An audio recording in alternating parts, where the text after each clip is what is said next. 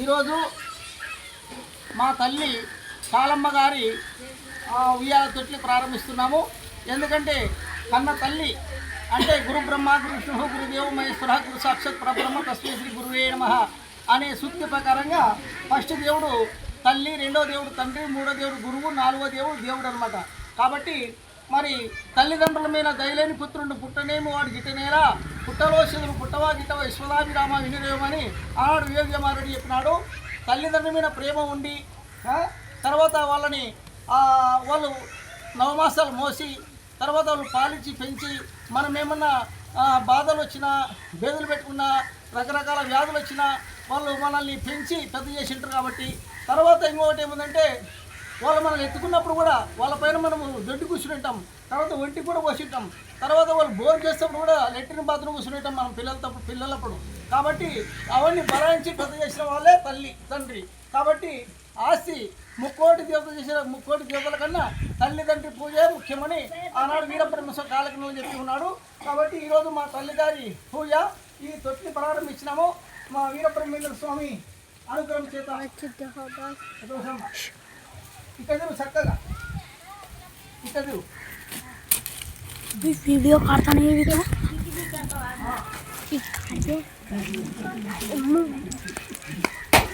लकड़ी मैं भी काट दूंगी वहाँ सिर को एक मार देते खाने छोड़ देते रहा.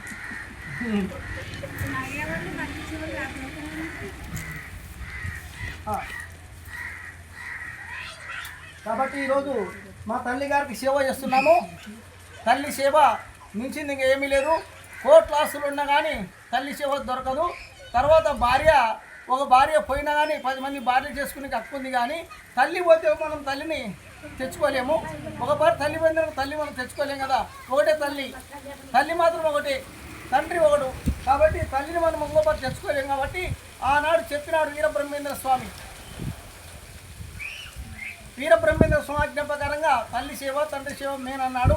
తల్లిదండ్రి సేవ ఎవరైతే చేస్తారో వాళ్ళకు ఆరోగ్యము, సుఖము, సంపద, విద్య, జ్ఞానము, అన్ని విధాల మోక్ష మార్గము, ధనలాభము, కీర్తి ప్రతిష్టలు సర్వదేవతలు అనుకూలం ఉండి వాళ్ళకి తల్లి సేవ చేసిన వాళ్ళకి అన్ని విధాలు సిరి సంపద వర్తిల్తారని దేవదేవుడైన వీరబ్రహ్మేంద్ర స్వామి ఆనాడు చెప్పి ఉన్నాడు. కాబట్టి జై వీరబ్రహ్మేంద్ర స్వామికి, జై వీరబ్రహ్మేంద్ర స్వామికి గోవిందా గోవిందా.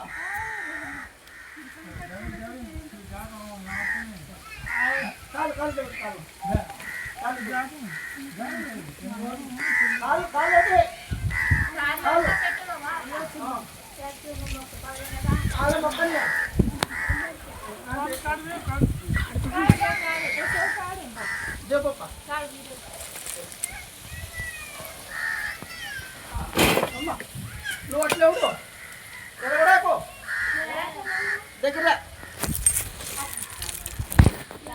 దశవిధానాదుల ఓంకారమై తొట్టి ప్రారంభమాయనే ఉయ్యాలో